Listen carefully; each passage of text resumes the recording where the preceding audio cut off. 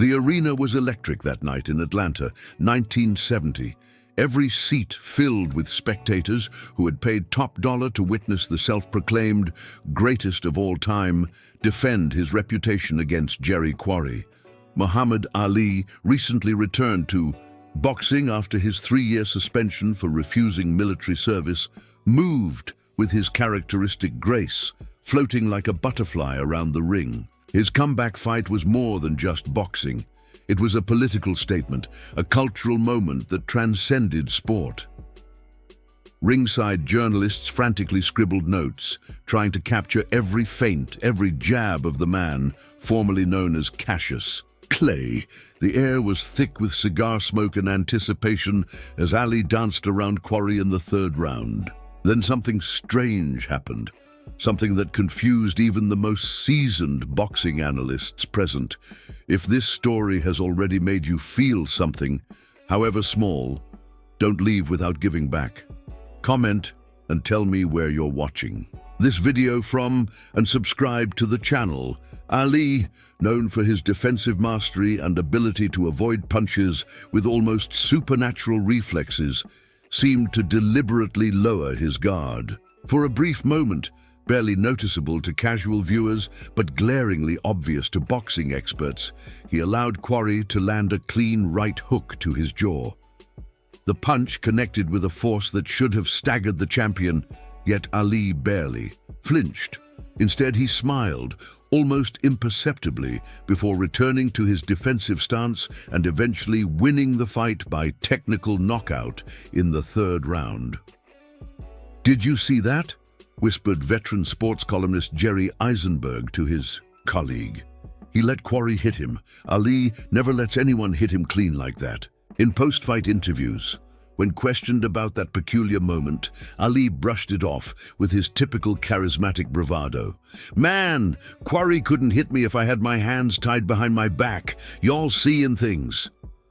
The moment became a footnote in boxing history, overshadowed by Ali's triumphant return to the ring and his subsequent journey back to the heavyweight championship. Among those watching that night was 8-year-old Marcus Johnson, sitting cross-legged on the floor of his grandfather's modest apartment in Chicago's South Side. His grandfather, William Big Bill Johnson, a former amateur boxer himself, shook his head knowingly when Ali took that punch. "Remember this night, Marcus," Big Bill said softly. "There's always more to the story than what you see in the ring." Marcus nodded, not fully understanding the significance of his grandfather's words or how deeply they would resonate decades later. For now, he was simply captivated by Ali's magnetic presence, his defiance, his poetry in motion. The boy fell asleep that night shadowboxing in his dreams, unaware that the mystery of that single punch would one day become interwoven with his own destiny. 20 years passed. Marcus grew from that wide-eyed boy into a respected sports journalist. For the Chicago Tribune, he had built his reputation on in-depth profiles of athletes that went beyond statistics and championships to explore the human stories behind sports legends. His grandfather had passed away 5 years earlier, but his wisdom and love for boxing had been firmly implanted in Marcus's heart and professional ethics. When his editor assigned him to write a comprehensive retrospective on Muhammad Ali's career for the champion's 60th birthday celebration, Marcus felt a surge of both excitement and responsibility. This wasn't just another assignment. This was an opportunity to honor both Ali and his grandfather's memory. What Marcus couldn't possibly know was that his research would uncover a secret that had remained hidden for decades. A secret about that strange moment in Atlanta when the greatest defensive boxer in history deliberately lowered his guard and welcomed a punch. Marcus Johnson adjusted his Italian silk tie, a $500 gift from his publisher after his last book hit the bestseller list, as he waited in the lobby of the Palmer House Hilton. The opulent Chicago hotel, with its gilded ceiling frescoes and crystal chandeliers worth millions, seemed a fitting place to meet someone who had once been part of Muhammad Ali's entourage.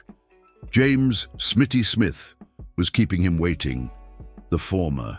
Cornerman was notorious for his punctuality in Ali's camp, but had apparently developed a more casual relationship with time in his retirement years. Marcus checked his Rolex Submariner, a splurge he'd allowed himself after signing his 3-book deal with a major publishing house. "Mr. Johnson?"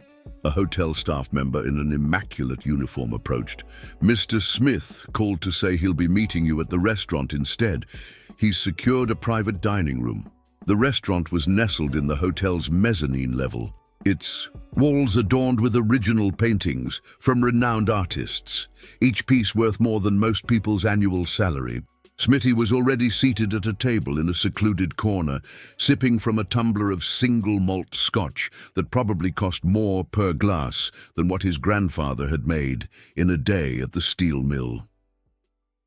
"Marcus Johnson," Smitty said, standing to shake his hand. "You look just like your grandfather." Marcus nearly dropped his leather portfolio case. "You knew Big Bill?" Smitty's smile revealed a gold-capped tooth. Chicago boxing scene was small back then. Your grandfather had a mean left hook in his day. He gestured to the chair across from him. "But that's not why you're here." A waiter appeared silently, presenting a wine list bound in calfskin leather. Marcus politely declined, ordering sparkling water instead.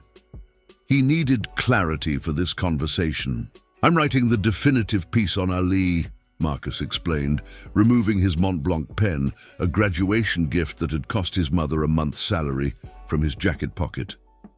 "There's this moment during the Quarry fight in 1970 when he took the hit," Smitty interrupted, his expression suddenly serious.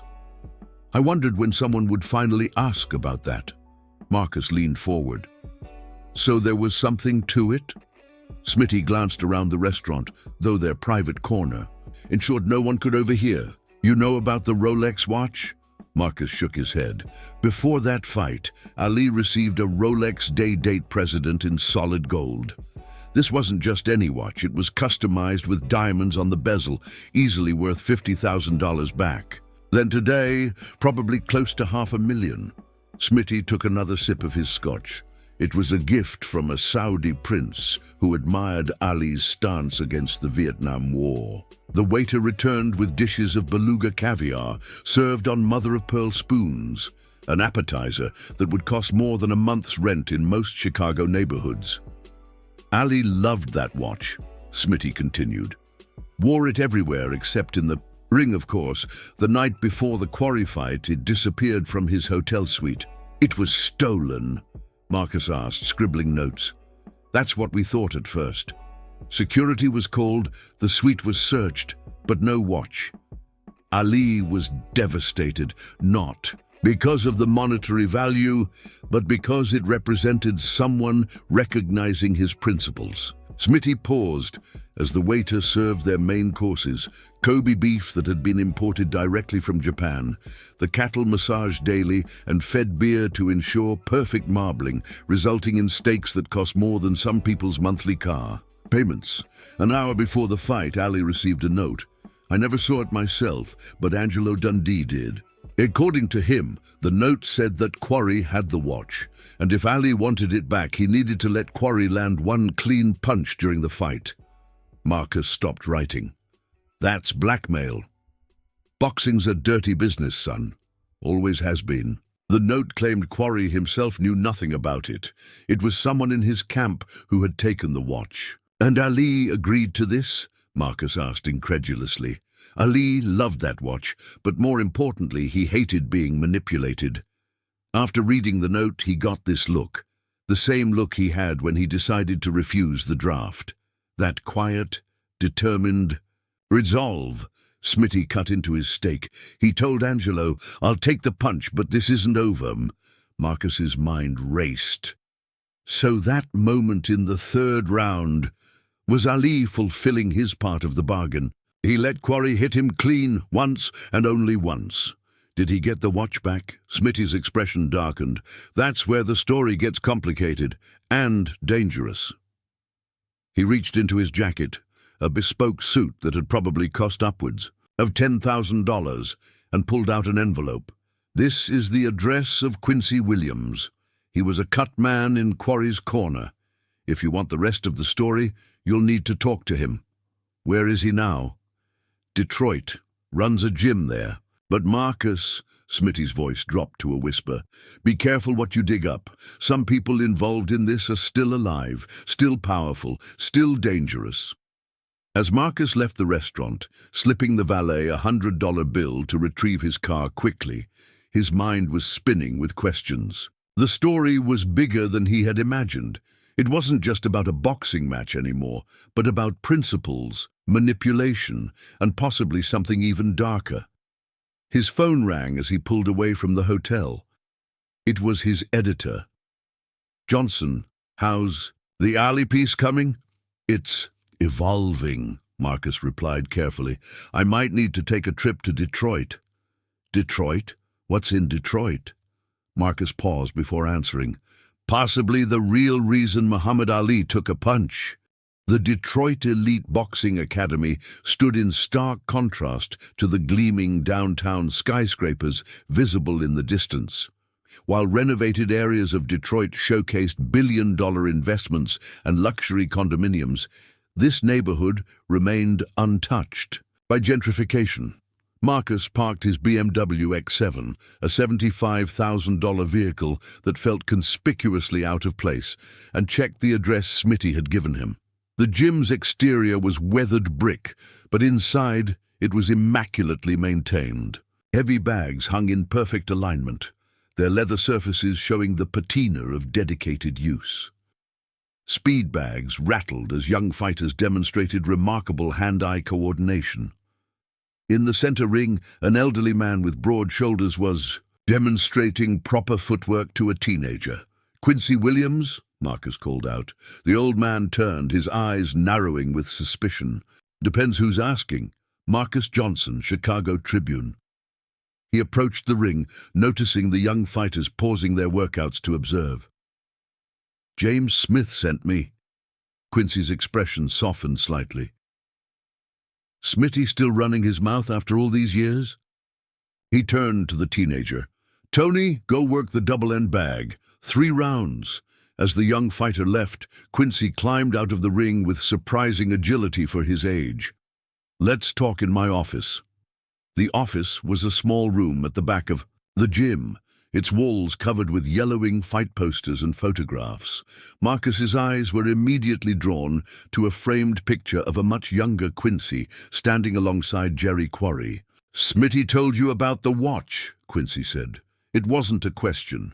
He said you might know what happened after Ali took that punch from Quarry." Quincy sat heavily in a worn leather chair behind a desk cluttered with training schedules and invoices. Despite the modest surroundings, Marcus noticed a fountain pen sitting in a holder, a Mont Blanc Meisterstück 149, easily worth $1,000. "I wasn't the one who took it," Quincy said firmly. "Need to make that clear right away. It was Danny Esposito, Quarry's manager at the time. Did Quarry know? Not until after the fight. Jerry was a good man, a fighter's fighter. When he found out what Danny had done, he was furious." Quincy leaned back in his chair, but by then things had already gotten complicated. "How so?"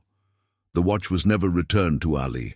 After the fight, Danny claimed he'd lost it gambling. The night before, to a casino owner with connections to organized crime. A man named Victor Salazar."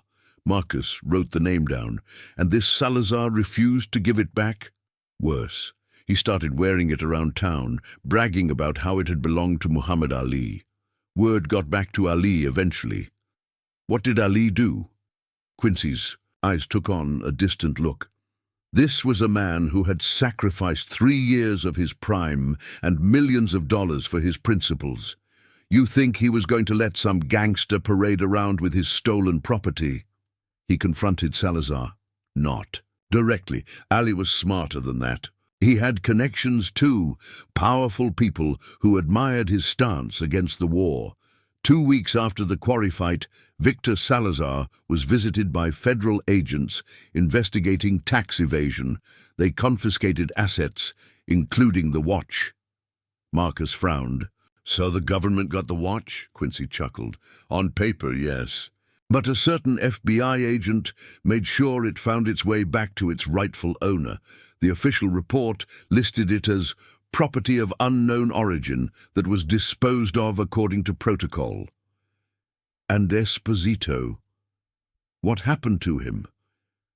Found himself blacklisted, in boxing.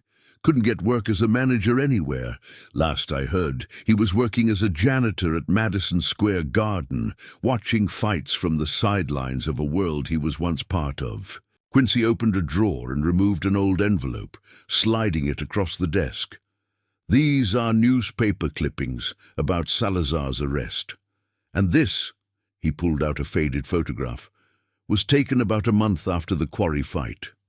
The photo showed Ili at a charity event, his wrist clearly displaying the gold Rolex with its distinctive diamond bezel. But there's something else you should know, Quincy said, his voice lowering. Something that never made the papers. What's that? The day after he got the watch back, Ali made a phone call to Jerry Quarry. Told him he knew Jerry wasn't involved in the theft. Then he invited him to Chicago. For what? A private sparring session. No cameras, no journalists, no audience. Just the two of them and their trainers. What happened? Ali let Jerry hit him again. Same punch, same spot. But this time, it was Ali's choice. His way of saying that when they fought for real, it was always going to be fair. Quincy's eyes glistened with emotion. That was Ali. He understood that the integrity of the sport was bigger than any rivalry. As Marcus prepared to leave, Quincy called after him. There's one more person you should talk to. The FBI agent who returned the watch, Harold Freeman. He's retired now, living in a penthouse in New York's Upper East Side. Cost him about $7 million, from what I hear. You think he'll talk to me? Mention my name and the Atlanta arrangement. He'll know what it means. Outside the gym, Marcus sat in his car, reviewing his notes. The story had expanded beyond what he'd initially imagined.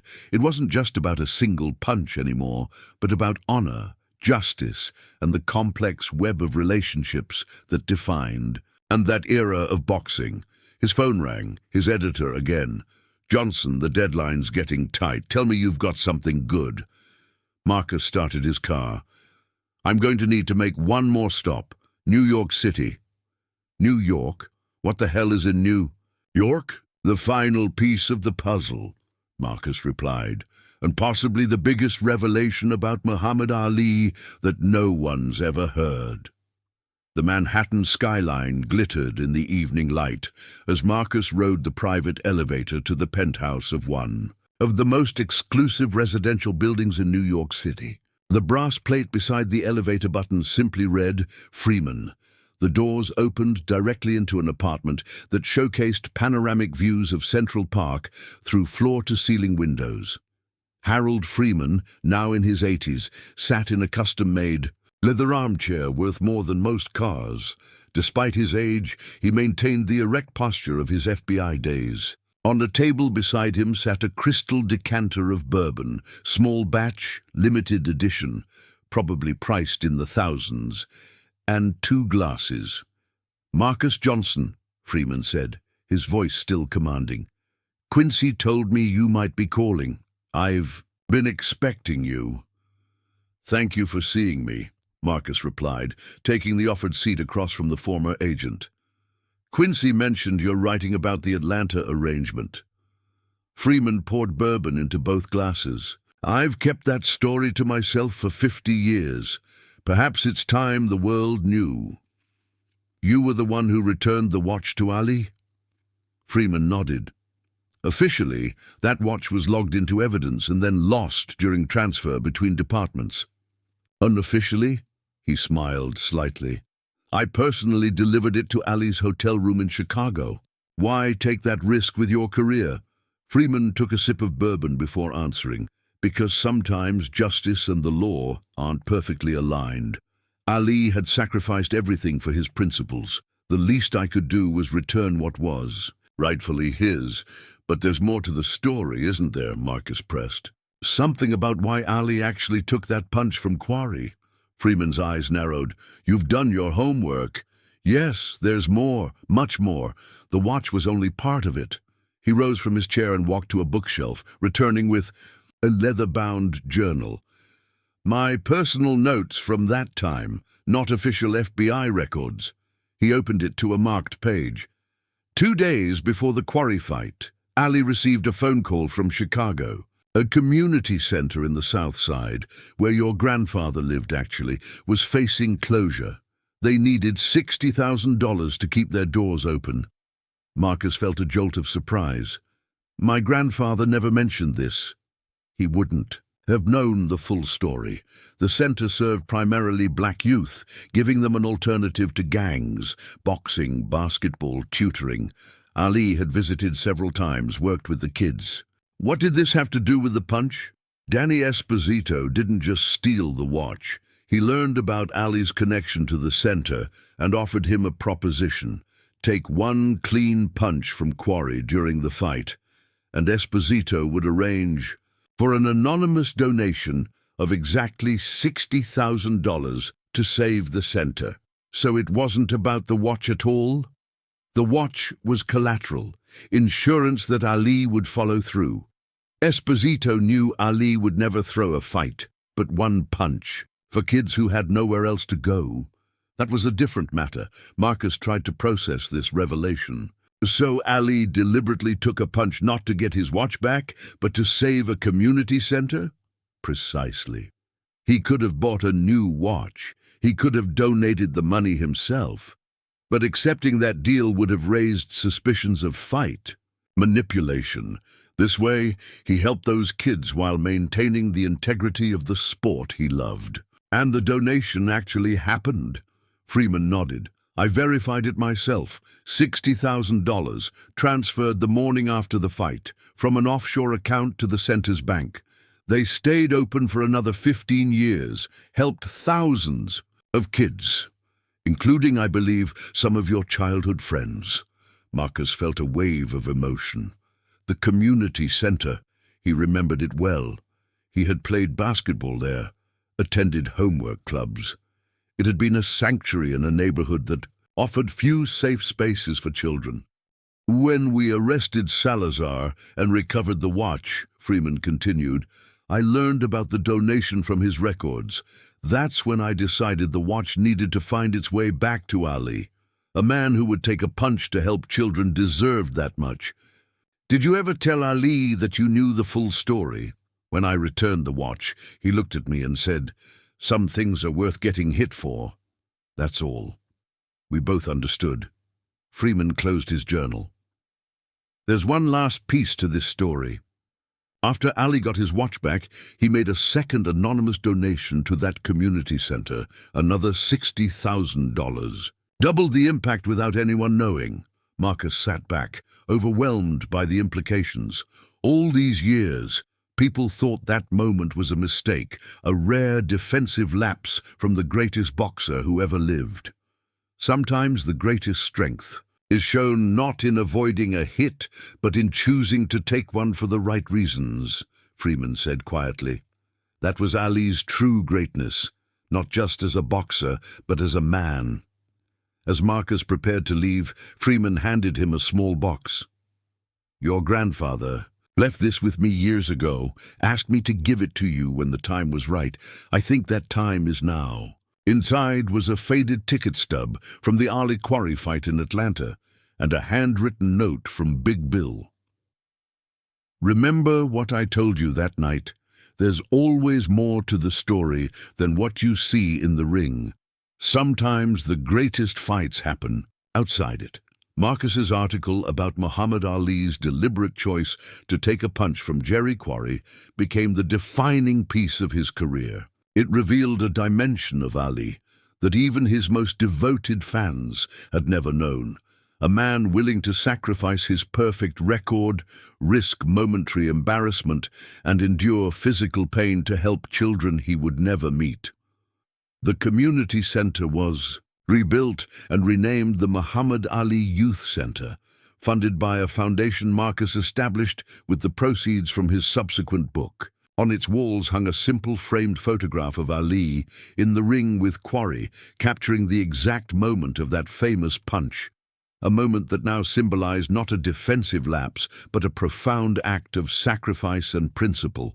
At the dedication ceremony, an elderly Jerry Quarry Jr., representing his late father, embraced Marcus and whispered, "Dad would have been proud to know the full story. He always said that Punch felt different, like Ali was giving him a gift." As Marcus watched a new generation of children filing into the center, he understood what his grandfather and Ali had known all along, that true greatness isn't measured by the punches you avoid, but by the ones you're willing to take for something bigger than yourself. If you've made it this far and felt every word, don't leave without subscribing. I tell these stories with my heart in my hands to reach people like you, who feel, who get emotional, who truly live. If this touched you deeply, give back, comment, subscribe, come be part of this family with me until the next video.